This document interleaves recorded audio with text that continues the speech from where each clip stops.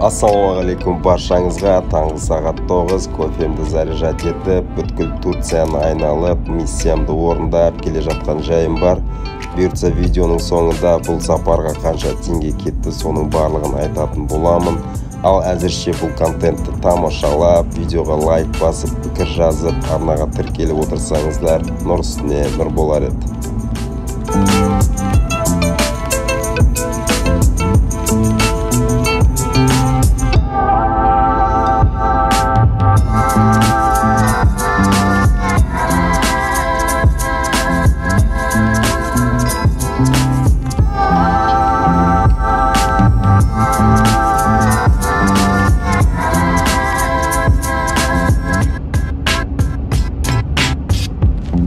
Шиномонтаж. Аяқтарымды үріп алуға келдім. Жаңа балдарым оянып жатыр. Осы жаққа жуындырып алады. Давайте жуының. Апаңнан кейін жуынасын. Мына жер походу өздің ақшасы. Осындай шиномонтаж. Рекан дұрыстап жуынып ал. Шай ішеміз қазір. Түрін қалай? Қарап ал түріңе. Қараш түріңе. Айнаға қара.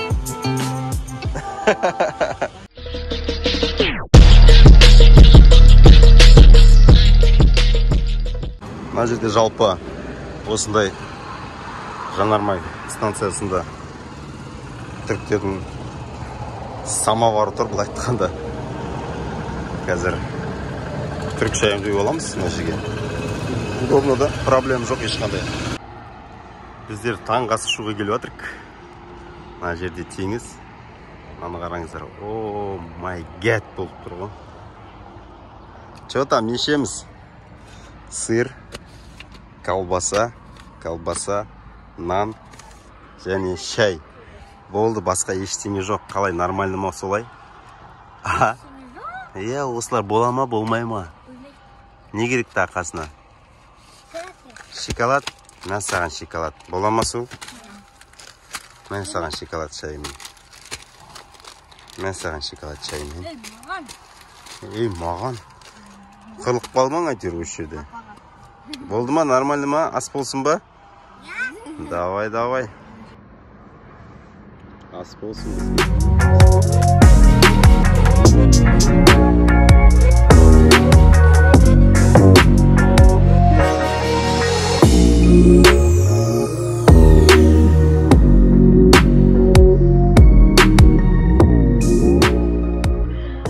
Жолдан келе жатып көріп қалдым да бір нәрсе, соны бір сөз жібергім келіп тұр. Мына қараңыздар. Мынау деген гигантский проектта бірдеңе ғой. Мына қараң. Ё-моё, ар жаққа еще туннельге кіріп баратқан сияқты болса. Не көрдіңіз, туннельге кіріп баратыр. Кәдімгі стойкілер. Алыстан 1 метр мынандай болып тұр. Түріктің шалдары, үлкен кісілер барлығы осы жақта отырады да. Не істеп отыр мен білмеймін да. Бірақ шай ішіп, әңгіме айтып, әйелдер жоқ білмеймін. Әйелдері қайда екен? Бәрі үйде сияқты. Манағы жол жоғарыдан тауға кіретін. Одан бөлек мынаны қараңыздар. Қалай келатыр мына жол. Лайнан кеткен ғой. Вообще движение мықты жүріп жатыр мына жерде. Жоғарысындағы үйлерді қараңыздар.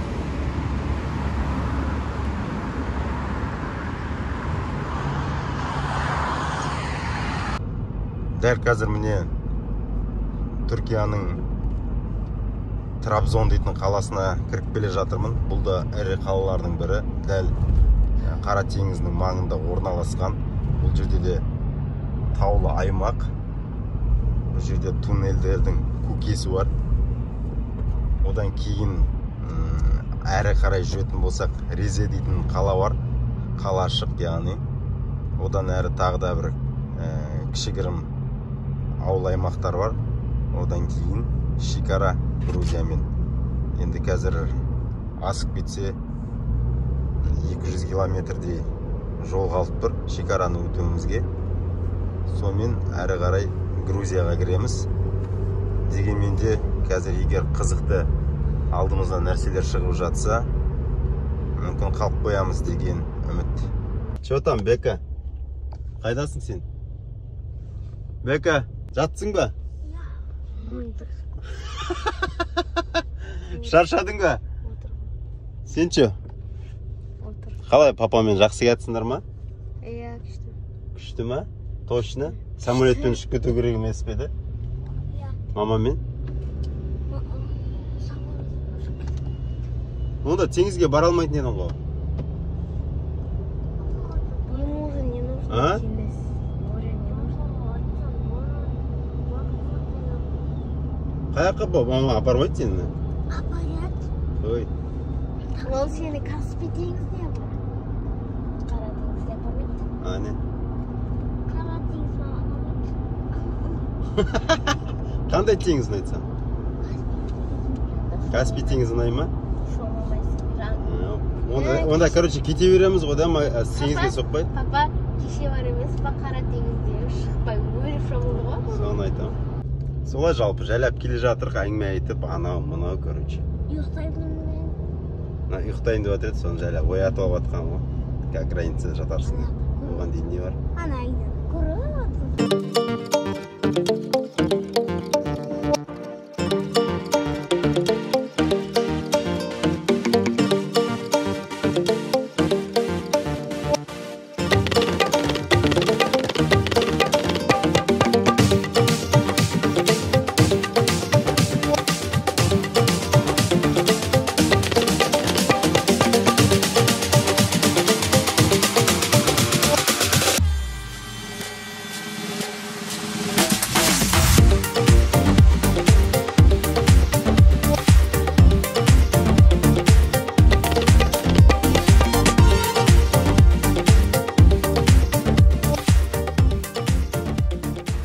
Шекараға аз қалып, дәл осы жерден 10 литрде бензин құйып алдым, 95-тен. Дәл осы жерден сосын балдардан сұрау бойынша бір бургер алып берейін деп жатырмын. Ас болсын, Зере? мен қалған тамақтың да. Ас болсын, Бека. Че такой недовольный рожа? Нормально ма бәрі? А? Онда жемейсің ба? Шықлап жеді. Шықлап жейді? Давай. Аштан қаласың ғой, сөйтіп шықлап жеп жүріп. Видео обзор жасап жүрейінші мына мешін. Алдымдағы лебедкасын қараңдар. Анда ставной бампер. Аяқтарда базар жоқ. Порог темірден.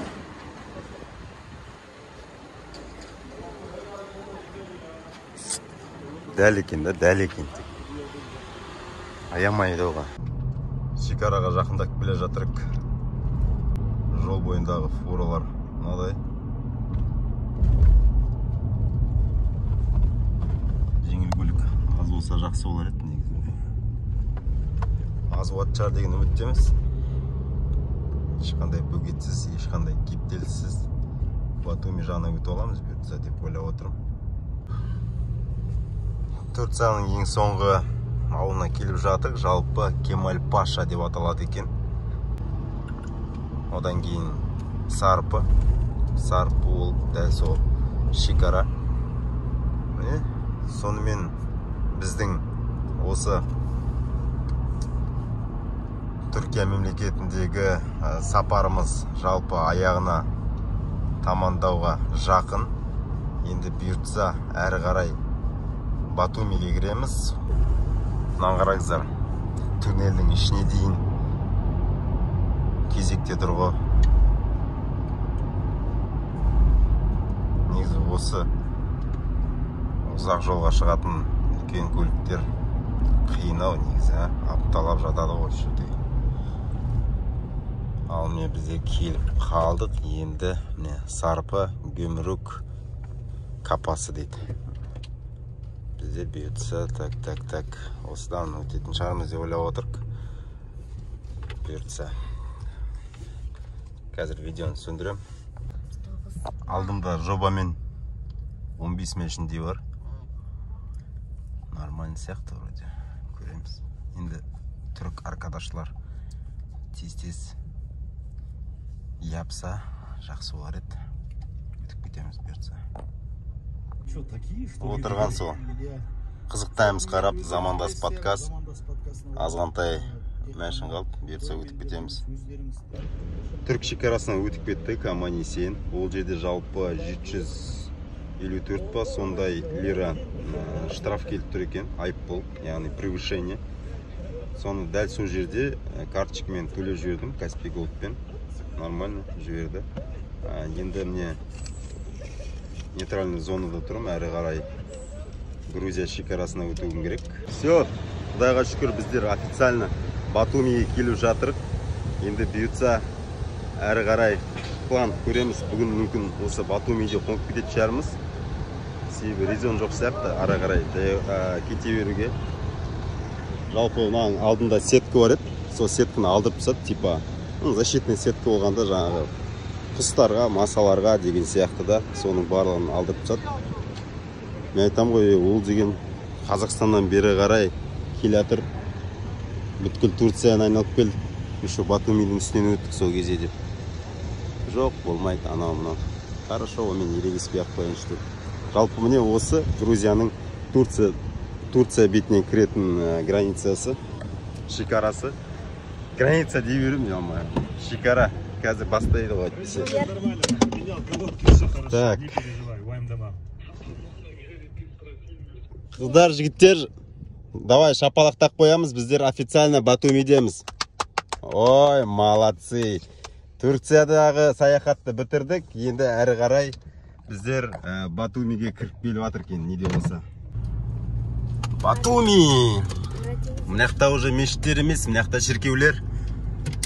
Дегенмен де әркімнің, әр елдің өзінің ұстанымы бар. Сол себепті ешбір ештеңе демейміз. Біздер әрі қарай жол жүреміз. Мына жерде әлі қара теңіз жалғасуда. Шомлайық? Мені походу сендер үйге жүрбейсіңдер де, саяхат жалғасуда ма? Шомыламыз ба? Че там, шомылатын сияқтымыз ғой походу, о сияқта қалатын сияқтымыз ғой бүгін. Қалайықшы, ема. Сосын ертең кетеміз ба, арғыны ма? Арғыны? Останови свой нервный срыв, каждому нужен перерыв. Сегодня не хочу домой, я устрою себе выход. Оба-на! Так. Давай. Ауайлаң де, шылақпан керең. Құласа не болады? Құласа батасын. Менің киімім не үшін ол? Қысу үшін ба? Сонда да. Паника боласыңдар ол қазір. Паника. Мына жерге уже менің аяғым тимейді. Менің де? Мынандай сол. Менің аяғым тимейді. Қасқа. Тек жасалғаннан жүрсіз ба? Кеш батып жатыр уже. Қараңыздар. Мына екеуінің судан шығатын түрі жоқ. Себебі бұлардың Грузияда баратын үйі жоқ. Ей, жандарым. Зере, қалай? Бико, қалай? Кетеміз ба? Біздер әлі сол жерде отырып. Дала қараңғы болды, әлі сол жатушы. Батуми молға келіп жатыр, дәл осы жерде пицца румға келіп, пицца жеп алайын деп отырық та. Ас болсын. Мына жете ма бізге? Так. Қойшы, жеке болып кетті ма? Базар жоқ деп прикольчик рана. Батумиде қаланың ортасына мынадай мешітке келіп қалдық. Мешіт болғанда бұл қалай екен? Тоже қолдан жасалған конструкция. Бәлкім болашақта салатын шығар. Дәл осы жерге келіп, балдарымды қазір жуындырып, плот. Одан қарай ұйықтауға дайындаймыз.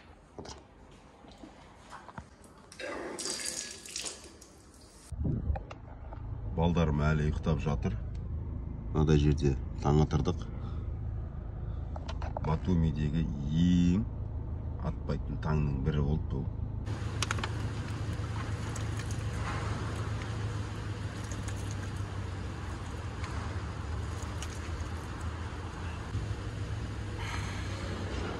Ассалаумағалейкум, қайырлы таң. Кеше жалпы түнде мешіттің қасына келіп, сояқта жуынып, шайынып, балдарымызды бәріміз.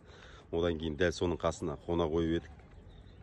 Түнде сағат шамамен 2-лерде ма вообще. Бір оянсам, ауа жоқ екен көліктің ішінде. Терезелер хотя нормально ашық тұр. Дегенмен де машинамды қыздырам да қаланың ортасына кішкене более ашықтық жерге барып алам. Сол жерде ұйықтап қаламыз. Ол жерде де ұйқы жоқ, короче, әрең жатып тынығып алып, сосын сояқтан кішкене былай беті ол жуып алып. Мынандай жерге келіп аттым, барлығы қоршаулы тұр, ар жағында таулар. Одан кейін теңіз. Қазір балдарымыздың сояққа осяққа шомылдырып алып, суға түсіріп алып, енді содан кейін әрі қарай бір проблема шығып тұр. Не проблема дейтін болсаңыздар, ол проблема қаражат мәселесі. Қаражат мәселесі болғанда мен кеше деген Турция мемлекетіне, Грузия мемлекетіне өткен кезде менде теңге болды. Где-то шамамен 30 000 теңгедей. Ол 30 000 теңгенің жалпы 10 000 теңге, 12 000 теңгесіндей примерно штрафқа кетті, превышение скорости деп. Одан кейін ар жағында қалған сумма. Ол суммада сосын келдік, тамақ жедік там, ол бүйттік, сөйттік. Но бірақ менің ойым бәрі дұрыс қой, негізінде жалпы ар жағында басқа да нем бар, карточкаларым бар. Соның ішінде ақша салған кезде әр жаққа лақтырып қоямын, себебі осындай форс-мажор болып жатқан кезде содан алатындай қылып. Енді мәселе былай, Халықбанк карточка болды. Ол Халықбанк карточкасын мен кеше жолдасыма беріп жібердім Стамбул қаласында. Себебі оның өзінің карточкасы, чиптері оқымайды ешқайда да. Мен мынаны пайдаланарсың, если что деп соған беріп жіберемін. И в основном тағы бір счетым бар. Ол счетта оның карточкасы жоқ, себебі ол ипотечный счет. Оны жалпы былай аударып алсаңыздар болады да. Енді соны аударып алайын десем, ол короче қазақстанский өзімнің сим-картымға SMS келеді дейді. Енді мен соны сим-картымды аламдай қасымдағы қызымның телефонына салам. Сим-картына жаңағыдай ақшаны перевод жасаймын. Ол короче SMS келмейді. И получается мен әдемі қалада сим-карта жоқ, теңге жоқ, короче. Но бірақ шиковать етіп жүр, былай айтқанда. Ендігі мәселе осыларды қазір реттестіру керек. Одан кейін жолға жүретін боламыз. Деген менде осындай форс-мажор ситуациялар болып тұрады. Қалайша мен осындай бір приключениеге тап болмай жатыр екенмін деп ойлап едім. Мен шықсам міндетті түрде осындай бір кішігірім шаруалар шығып тұрады, шешілетін, шешіледі, по-любому. Сондай қызықтар болып тұр. Ендігі мәселе осы Батуми қаласында тағы бір құрдасымның шаруасы бар еді. То есть запчасть ала қайту керек. Енді соны бітіре қояйын десем, енді қазір неде жоқ болып тұр да. Сим-карта жоқ болып тұр. Интернет жоқ болып тұр. Бұрын осяқтан өткен кезде сол сим-картаны салған болатынбыз. Ол сим-карта енді жасамай қалды. Қазір осяққа келгеннен кейін жасамай қалды. Жасамай қалғаннан кейін өзімдікін басқасын тағы біреуін сатып алдым да, оны салдым. Ол кеше 3-4 сағат жасағаннан кейін болды, ол да жасамай қалды. Ё-майо, бәрі, короче, бірінен кейін бірі не сет жоқ, не, короче, теңге жоқ, короче, солай жүріп. Балдарым қазір ұйықтап жатыр, соларды оятып жіберіп, теңізге қарай ұшып жіберу керек. Енді мен нақтан сол проблеманы шешуім керек. Сим-карта бірінші шаруа, чтобы навигатор қосу үшін. Одан кейін екінші саған бензинім бар, бензин кеше құйып алдым, айтпақша. Сондай қызықтар. В общем, бізбен бірге болыңыздар. Әрі қарай не болатынын мен әлі білмеймін. Сол біздер кеше түнімен жата алмағанның кесірінен бар ғой. Кәдімгідей терлеп, неприятный болып тұр да. Соған байланысты теңізге түсіп алып кішкене освежить етіп алу керек болып тұр. Егер білетін болсаңыздар, Батумиде мына жерде взлетный полоса бар. Мына адамдардың барлығы соның астында тұр, видеоға түсу үшін. Самолет бүйтіп ұшқан кезде дәл соның астында, мұрнының астында, былай айтқанда видеоға суретке түсіп үлгереді да, короче. Таңертең салқындау кішкене, давай. Ой, палуан. Палуан, әр жаққа баршыш кішкене. Жерді сүйіп алғаның не? Сәл тағы әрі кет. Давай, палуан. Ой, красавчик.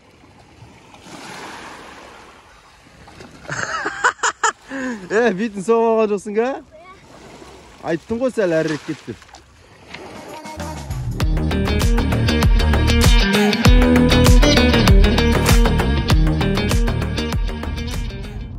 Так, менікі уступительный. Мопед күтет тұрады. Мені басам.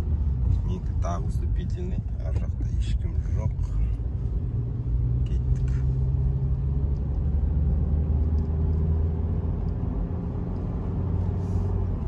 Жалпы мынаны қарайтын болсаңыздар,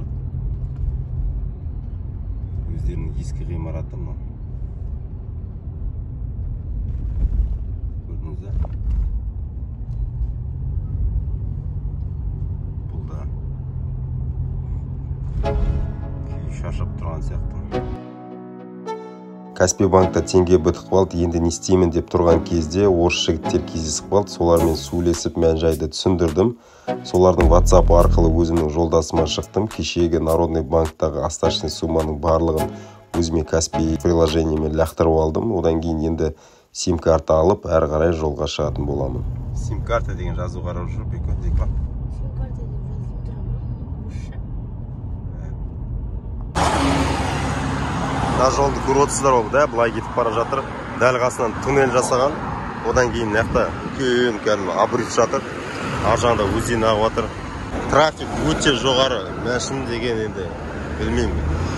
470 па сондай километр жалпы баратқан жерім. Яғни Верхний Ларска. Соның өзін маған картада 9 сағат деп көрсетіп тұр ғой. Енді ойлап қараңыздар.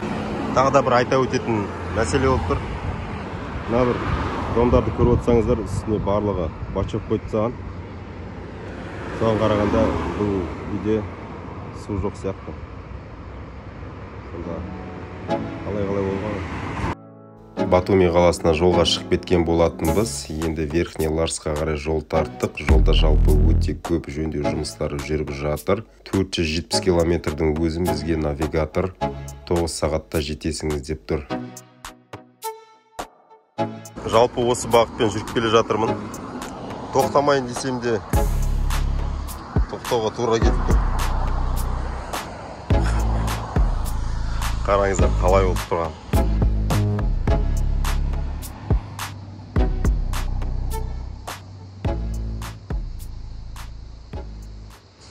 Жолда мынандай жерде келіп тоқтап жатырмық. Хачапури алдырып алдық 3 шаймен. Не айтасың? Түрік шай болмай тұр ғой, басым ауырып, блин, шай ішкім келіп. Сояқта тұра берсіңіздер, пока аласың сосын. Сол түрік шай болмағасын, кішкене осындай, білмеймін қандай шай екен әйтеуір, осындай ішіп алу керек болып тұр. Мына жерде өзен ағып жатыр, атмосфера мощный, сочный. Қараңдар. Енді сол оттан бұйыртса бір ұйықтап алуым керек болып тұр, дәл осы жерде. 1 сағат ұйықтау керек болып тұр. Ұйықтап алсам, ночқа шығу керек, Аллаға шүкір, жәләп Ларстың жолына да жетіп қалдық. Жоғары қарай көтеріліп бәтірік. Енді шекараны Грузия мен Ресейдің асып өту үшін бір 100 шақырымдай қалып. Көзді жұмып өтіп кеткіміз келіп отыр. Ешқандай кептеліссіз кәдімгідей. Да, соған настроеніміз ба біздер? Айттың ал бірдеңе.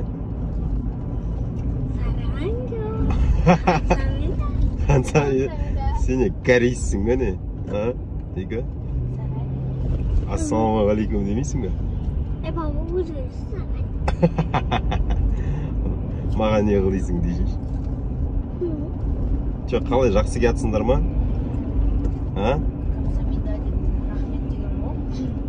Жақсы кетсіңдер ма? Алда жақсы кетір. Кола, чипсы, не керек бәрі бар. С папой можно деп кетір бар әлі. Жарты сағатта шекараны өтіп алдым. Енді нейтральный зонада кетіп бара жатырмын. Мына қарама қарсы тұрған көліктердің барлығы кептелісте тұр. Олар Грузия тарапына өту керек болып тұр. Ал мен өте әдемі өтіп кеттім. Даже менің есігімді ашып ешкім қарағанда жоқ. Тексергенде жоқ. Тек паспорттарды қарат, балдарды қарат, бәрі отлично. Ешқандай артық әңгіме болған жоқ. Жаңа Атыраудан бір қазақ бауырымызды кездестіріп қалдым. Ол айтады, жалпы 4 сағаттай болды дейді, жүріп келе жатқанымызға осы кептеліспен. Менде что-то настроением түсіп отыр. Алдымыз бәрі кептеліс сияқты. Вообще жай жүріп жатыр. Ассалаумалейкум, қайырлы таң. Бізде кеше Ресей шекарасын аман-есен өтіп алған болатынбыз. Мафиямыз мынау. Ауа райы мынадай болып тұр.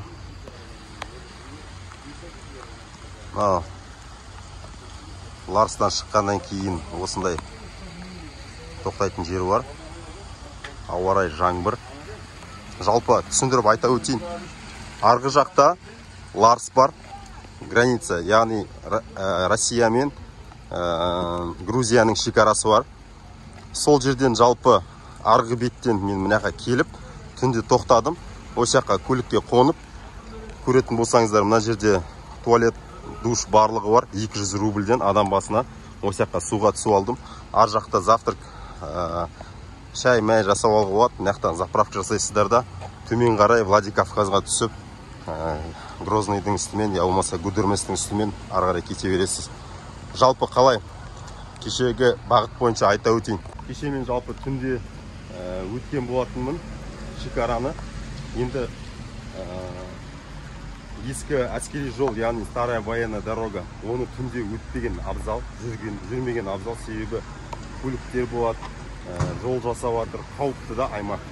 Егер шаршаңқырап тұрсаңыздар, ол жерден жүрмеген жақсы түнде.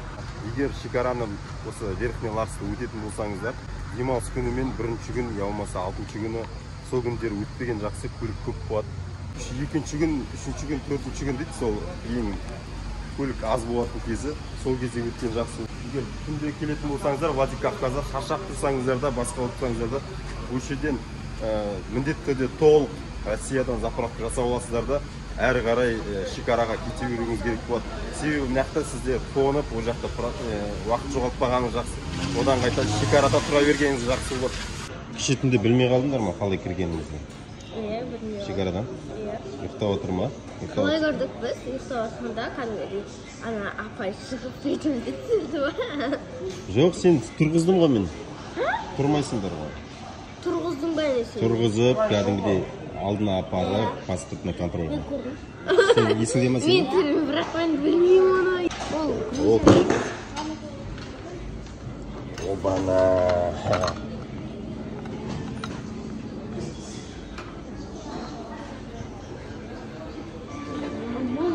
Келді. Завтрагымыз. Я бисмиллах деп жолға шықтық, ал аман-есен. Шаруаның барлығы бітті. Енді жалпы Ганюшкинге дейін, яғни Құрманғазы мекеніне дейін 715 километр көрсетіп тұр навигаторым. Бұйыртса, кешке таман аманшылық болса, шекарада боламыз Қазақстанның. Одан кейінгі мәселе, енді табиғатты көріп отырсыздар, бұлттанып тұр, ауа райы жақсы бәрі. Енді біздер навигаторды Чечняның үстімен 2-3 жол бар баратын. Соның Гудерместің үстімен жүретіні бар. Одан кейін көрсеткен кезде аэропорт дейтін жолы бар. Соны мен кетіп баратқан кезде аэропорт жолымен кетіп бара жатырмын. Ал келатқан кезде осяқа. Ол кезде мен Гудерместің үстімен өткен болатынмын. Проблем жоқ, қайғы жолмен жүрсеңіздер де барлығы Дагестанның Кочевей дейтін ауылына келіп соқтырады. Сол жақтан әрі қарай Калмыкияға жол тартасыздар. Барлығы Калмыкияның үстіне өтеді. Сол жалпы жолдарда, сол мемлекеттерде, яғни автономдық мемлекеттер ғой, енді өздеріңіз білесіздер. Сол жерлерде өзінің тағы таможня пропускной пункттері бар. Олар сізді жалпы тоқтатады, кейде тоқтатпайды. Тоқтатып документтерін сұрайды, анау мына көрдік қарайды. Есіктерді ашық барайды, жауып барайды деген сияқты. Верхний Ларстан төмен түсетін жол, ең бірінші қаламыз қазір Владикавказ. Сол Владикавказды жалпы кішігірім түсіріп өтем, қандай қалай екен жалпы. Одан әрі жалпы жолдарды салып отырам. Мен обратно қайтып келе жатқан жолында ешқашан түсірмейтін едім. Осы да түсіруге бел будым. Енді көңіл күйдің барлығы very good болып тұр. Жолға тек айдауға күш қуат бәрі нормальны. Кеше жақсы демалып алдық. Түнімен өтіп кеткеніме кәдімгі қуанып тұрмын. Балдарым да нормальны. Атып келе жатырмын. Табиғат осы. Сонымен Владикавказ қаласына кіріп келе жатырық. Көріп отырсаңыздар, жолдың бойына талдарды егіп тастаған. Биіктіктері енді 5 этажды үйдей бар ау деймін. Жаңбыр жауып, погода күшті болып тұр, настроение көтеріліп. Қазір енді кішігірім қаласын қарай өтеміз. Түркиядан кейін, одан кейін Грузиядан Россияға кіресіздер ғой. Сезіледі ғой, сезім бар ғой кәдімгідей. Межконтинент кәдімгідей сезінеді, білмеймін. Кеше мен Түркиядан мысалға Грузияға кірген кезде кәдімгідей Түркияның сервисін түсіндім. Жол бойындағы жолдарын түсіндім. Жол бойындағы жанармайдың ішіндегі маркет барлығы бөлек қой кәдімгідей. Грузияға келдім, уже ол сервис жоқ екен кәдімгідей. Бір бауырымды кесіп алғандай болды да. Түсініп қалдым да, что Грузияда да қалай болғанмен Грузия дегенмен де Түркияның сервисінде жасай алмайды екенін да. Жасай алатын шығар болашақта, бірақ жоқ екен, бірден сезініп қалғанын айтып отқаным ғой. Жалпы енді үйлер шығар деп ойлап отырмын. Барлығы. Қараңыздар. Қараңыздар. Через 600 метров поверните налево на улицу Ватутина. Өздерінің шіркеулері.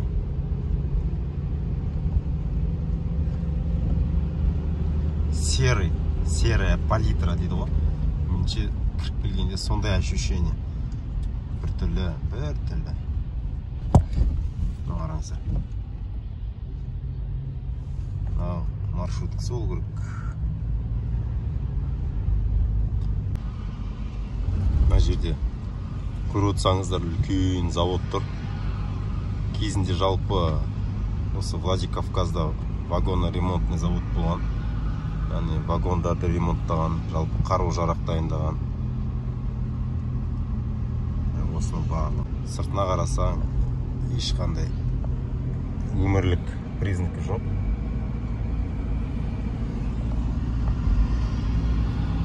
Үлкен завод қойынды мына.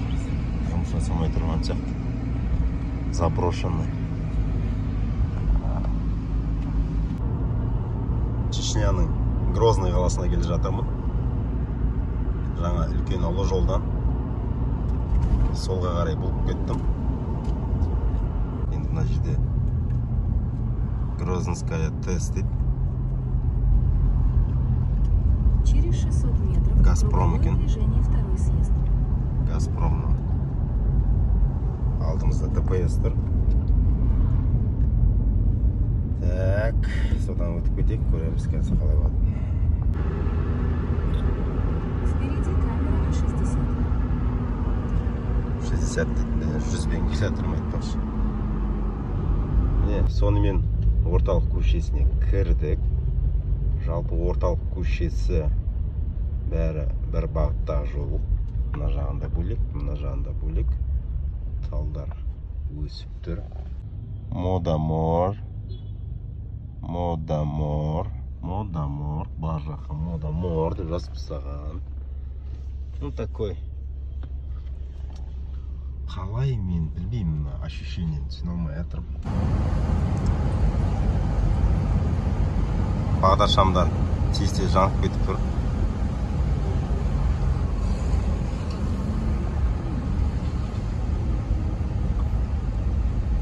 Полиция қызметкерлері өте көп екен. Бұл жалпы проспект Владимир Владимировича Путина деп соған қойылған. Және де Ахмат Кадыровтың атындағы көше. Екеуінің атындағы көше ма? Сондай бірдеңе жатыр. Мына екі кісі солардың атына берілген көше керек. Мына жерде ғимараттар әдемі салынған. Пока ощущение бойынша, сезім бойынша ондай ештеңе беріп жатқан жоқ. Дегенмен де астанасы болғасын әдемілеп жасап қойған. Одан кейін әйел адамдары орамал тағып жүреді көбісі. Міне мынандай ғимараттар тұр алдымызда. Мынау қарасақ Грозный мол. Дәл осылай келе жатамыз. Бұлардың үлкендігі мынадай, кішкентайлығы мынандай. Одан кейін өзен ағып жатыр. Дәл осылай жүріп келе жатыр орталық көшесінде. Дәл осы бағытпен алға қарай жүріп бара жатырмыз. Орталық көшесі енді не дейін енді? Әдемі. Көріп тұрғандарыңыздай.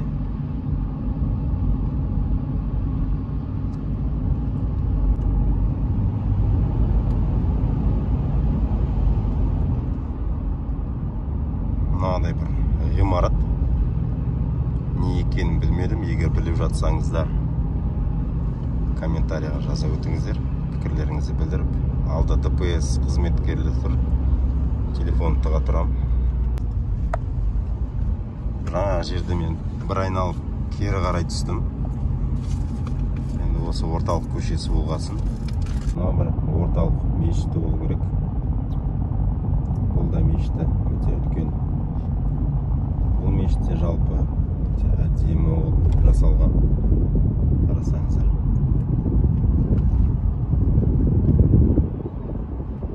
Енді мешітке таңғалмаймын, себебі біздер Түркиядан келдік.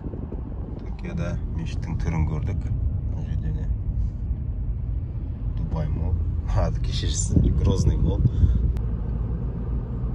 Осы көше Нұрсұлтан Әбішұлы Назарбаевтың атына берілген екен. Яғни біздің алғаш президентіміз Қазақстан Республикасының дәл осы көшеге сол кісінің есімін қойған екен. Білмеймін, неге не үшін екен, жалпы осы көше сол кісінің атына қойылған. Жолда келе жатыр, білмеймін, бір ауылға тоқтадым. Мына жерде барлық нәрселер сатылып тұр екен. Овощ да бар, жеміс-жидек. Это какое это название местности? Шелковская. Как? Шелковская. Шелковская. Шелковская, на жерде персик. Давайте 3 штуки можно? Осыны алып. Одан кейін не аламыз? Қарбыз жейміз бе екен?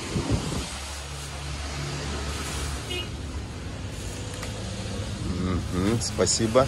Так, еще что можно положить? Это все местное, правильно?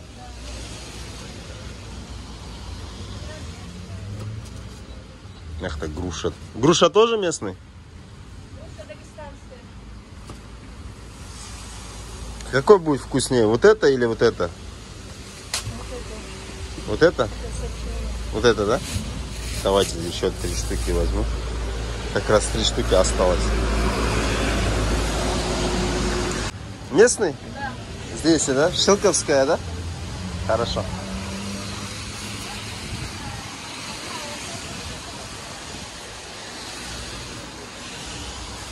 А здесь этот хлеб есть где прям с печи? Здесь есть, да? Хорошо. Жемшедектерімізді алып, мынандай бір көріністе соны бір тамақтанайын деп. Қарап отырсаңыздар, орыс шіркеуі, яғни христиан шіркеуі мына өзен ба көл ма түсінбей жатырмын. Жалпы былай қарасаң көл сияқты.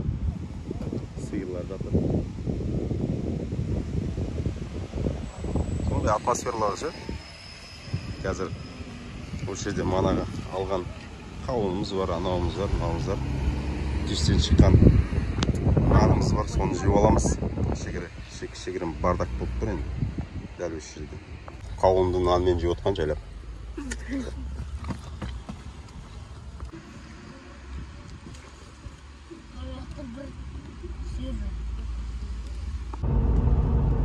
Дагестанның шекарасына кіріп келе жатырық. Көчебе елді мекені. Осы жерден жанармай құйып алып, әрі қарай кете берсеңіздер болады. Мына жерде шашлык, анау, короче, бәрі бар осы жерде. Осы жолда жалпы енді Көчебеден шығып баратырық. Оң жағымызды қарайтын болсақ, оң жағымызда біздің Каспий бар. Махачкала артта қалды. Астанасы Дагестанның. Біздер енді Калмыкияға қарай жол тартып бара жатырық.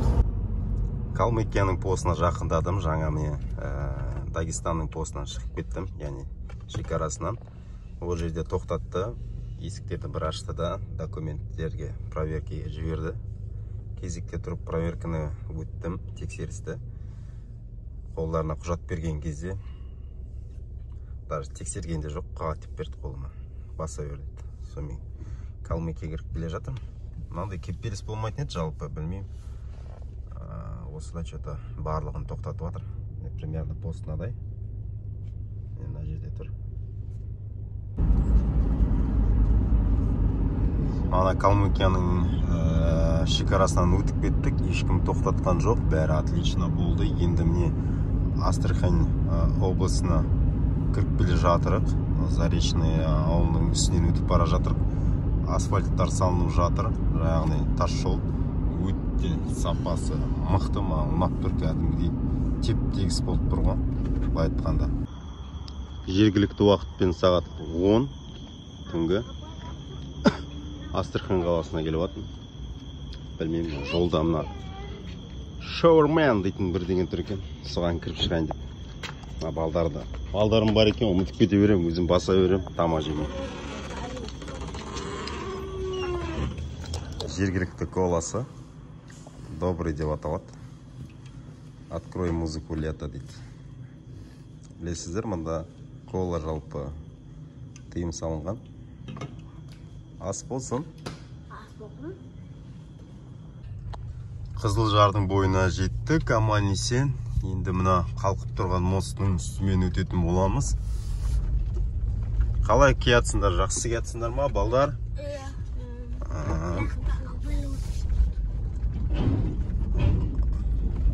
Ал енді осы мост. Атыраудың жігіттері келе жатыр екен, 06. Осы көпірді бар ғой, мен ойлаймын да, өздері әдейі салмай отқан сияқты да. Әйтпесе салатын болса, салып тастайтын зат ғой, мынау деген неше жыл болды. Осының бір ойы бар, бір жағынан стратегический, бір жағынан политический деген сияқты ғой. Шекараға жақын тұр деген. Мүмкін сондай деп өзімнің арам ойым ғой. Әйтпесе қайдан бен неге екен. Қараөзек шекарасына келіп қалдық жалпы. Осы Ресейдің шекарасы.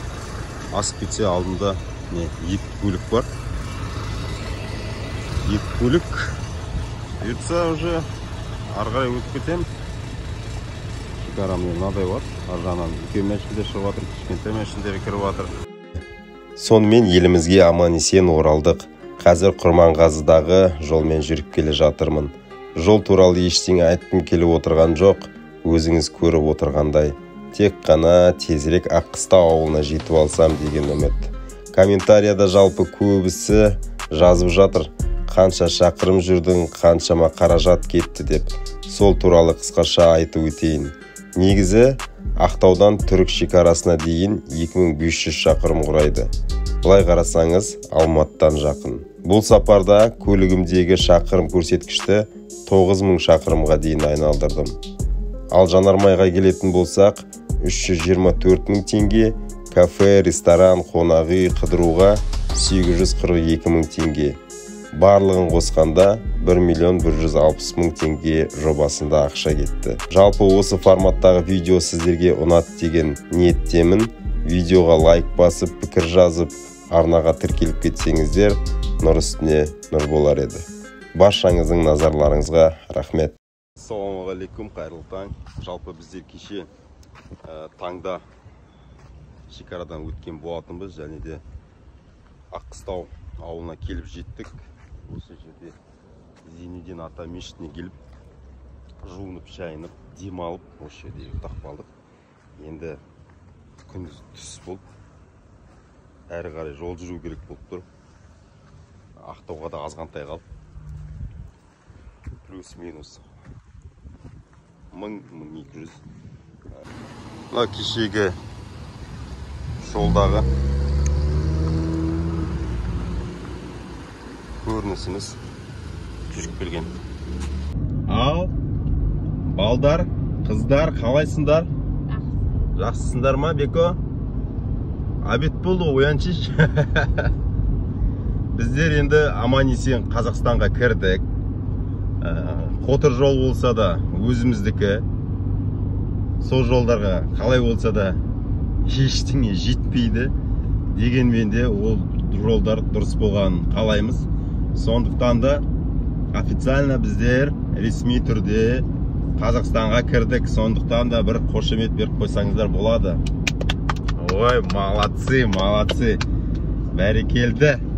Лайкты басамыз, комментария жазамыз. Кімге осындай формат ұнайды, солар көбірек лайктардан бассаңыздар болады. Күндегі жолдар, мен деген тек жетсем болды деп жатырмын осы Аққыстау ауылындағы мешітке. Жалпы айта өтейінші, осы мешіт туралы ішінде дәрет алатын жері, шомылатын жері, яғни ғұсыл алатын жері барлығы бар. Маған өте қатты ұнады.